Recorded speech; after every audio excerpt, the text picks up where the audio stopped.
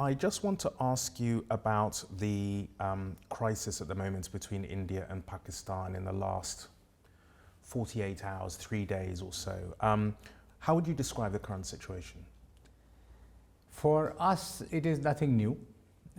It stems from the unresolved Jammu and Kashmir dispute, which is there for the last 75 plus years. Huge armies on both sides, nuclear armed.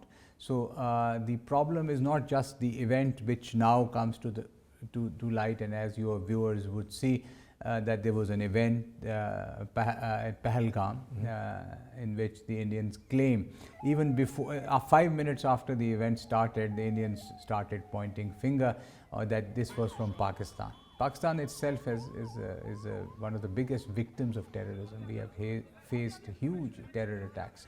The Indian allegation came without any investigation, without sharing of any evidence, without any concrete thing that the place where the attack happened is about 250 or so kilometers on Correct. the Indian side of Kashmir. And there are about 900,000 Indian troops. You can just Google it and check in Kashmir, in Indian occupied Kashmir.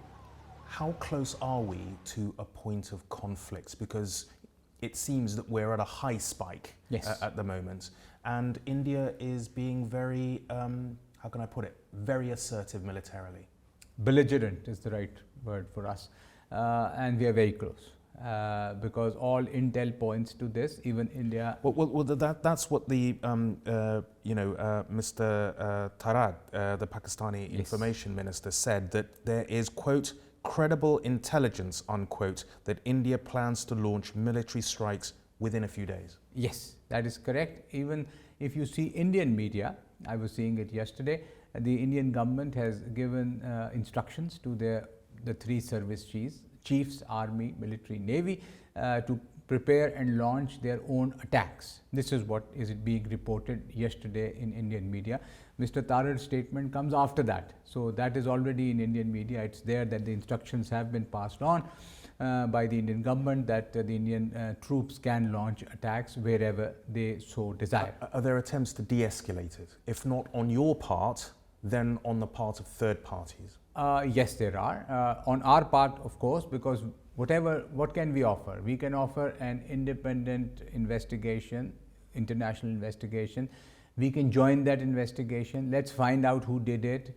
Whosoever is involved should be punished. There is no problem there. So this is such a big offer in which we want to investigate. And that offer has been made to India? That offer has been made repeatedly, even by my Prime Minister, in public, that, because we don't want to escalate. We want, India is our neighbor. We are India's neighbor. Neighbors can't be changed. We have to live together. We have been living for 70 plus years. So the desire is to somehow find a common space in which we can coexist, not kill each other. That doesn't make any sense. So let me ask you, in terms of your government's view of what happened at Pahalgam, 26 civilians were killed on Indian-administered, Kashmir.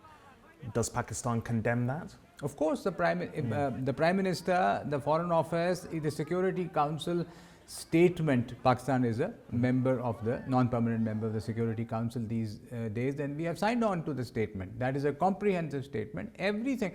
Pakistan condemns terrorism in all its forms and manifestations. Period. So that's it. But the point I think India is making is that if you look at historically what's been happening in Jammu and Kashmir, or Indian-administered Kashmir, it's an open wound and has been for decades between both countries. Historically, the only people that have had a motivation to strike at Indian-administered Kashmir have been people of Pakistani heritage. Would you agree? I would not. This is all circumstantial evidence or circumstantial things that you claim about. Historically, the problem is that Indians don't want to honor the commitment they made in the Security Council that let's ask the people of Jammu and Kashmir if they want to join with India, fine. If they want to join with Pakistan, fine. A referendum has to be held.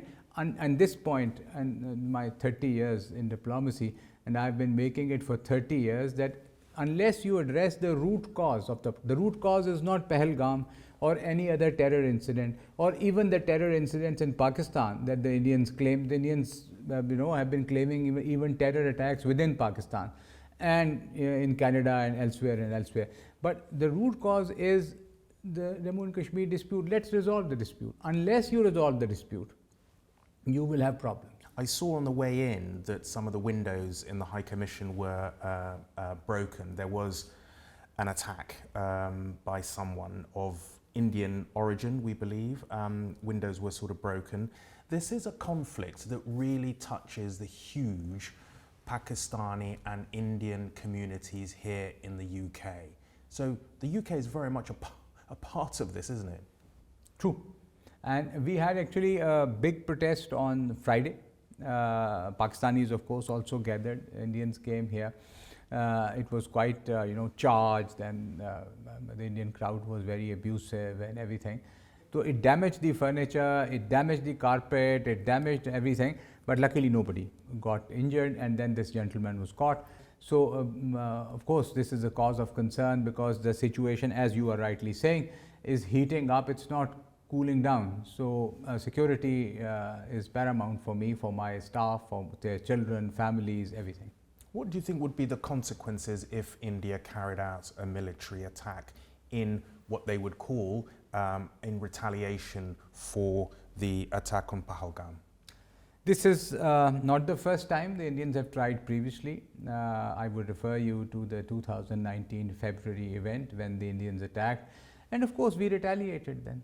It is an obligation that any country, and so you would retaliate if struck? Definitely, there should be no doubt. If the Indians attack, they would be appropriately answered like they have been in 2019 and before, but we don't want that. This is not our desire. We want peaceful resolution, we want a dialogue. We want to check the evidence that they have. There have been instances where eventually it was found out that terror or such an incident had initiated from within Indian control area. The solution lies in accepting that this is a disputed problem, disputed territory, and then finding a solution as per the UN Security Council resolutions and our bilateral agreements. Everything points to this because there is no other solution. You ask the people. Whatever the people say, you stick to it, whether you like it or not. So if you don't do that, then you have problems. As of now, do you think things are still getting worse, or do you think it might be cooled down? Let me present it. The crescendo is rising. The plateau has not happened. The downward spiral begins after the plateau. At the moment, the things are rising.